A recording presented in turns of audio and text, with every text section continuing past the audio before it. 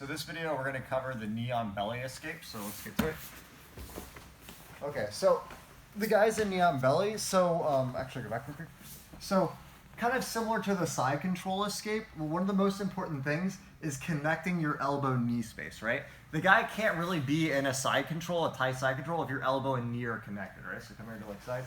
Yeah, so if my elbow and knee are connected here, no matter how tight he gets, I'm always framed and I have room to push with my knee, my hands, and lasso. I cover this in my video, side control escape, most common mistakes. But it's very similar in knee on belly. So if he goes up to knee on belly, my elbow and knee are connected, come up to knee on belly. You see, I'm kind of like in the way, I can fight. But as soon as he gets that knee inside that space, now it's hard to fight, okay? One of the more common ways people try to escape from this position is they try to turn in. And you can do that, it's just not my favorite for a couple reasons. One, if I turn in, a lot of guys will spin to the other side if you try to turn in. It's a very common thing. Another one is just in general, if you're fighting like a bigger, stronger guy, as you start to turn in, they can go for like front headlocks and you just start to get into more of like a scrambly game. And versus a bigger person, you don't want to get into that, right? So what I focus on here is when he's in position, I like to frame my hand on the knee, keep this elbow super tight. As long as you're tight with this, he won't be able to go for the arm bar or anything like that. Okay, so we just block here. We're gonna turn our body weight just a little bit. I just need to get my elbow in front of his knee, like this. Once I get my elbow in front, I'm gonna put my foot on the floor and do the forward shrimp motion, right? I put my foot down, I'm gonna pull my hip out and center up. That drops his knee down and allows me, more importantly, to connect my elbow and knee here. Once my elbow and knee are connected, it's still a scramble. I'm not all the way out, right? But I'm in a much better position to fight. So the most important thing from here, just like in the side control escape stuff, is I want to keep this outside leg high because it keeps my core tight. If I put it on the floor, it's harder to keep this knee connected, right? So I keep this high. Now I can frame with my hands. I'll push with my knee if I need to. I create space.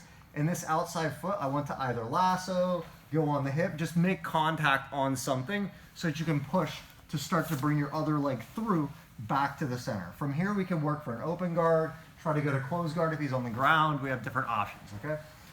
Real quick, I'm gonna show that forward shrimp motion for some people that are not used to it. A normal shrimp, you start centered and you go to the side. So I put my foot on the floor and I drive my weight onto the opposite shoulder and I move my hip out. A forward shrimp is like the reverse, right? It's like I turn onto my side first, I put my foot on the floor and the same side shoulder on the floor, and I pull my hip forward to flat. So I go side to flat. You honestly use this more often than you do a regular shrimp in jiu-jitsu. It's very often I'm fighting and the guy gets me kind of turned to the side. And if he has pressure on you, you can't just turn back in. So this motion of putting the foot on the floor and pulling your hip out often lets you get centered so you can fight back to get your guard back, okay? So one more time.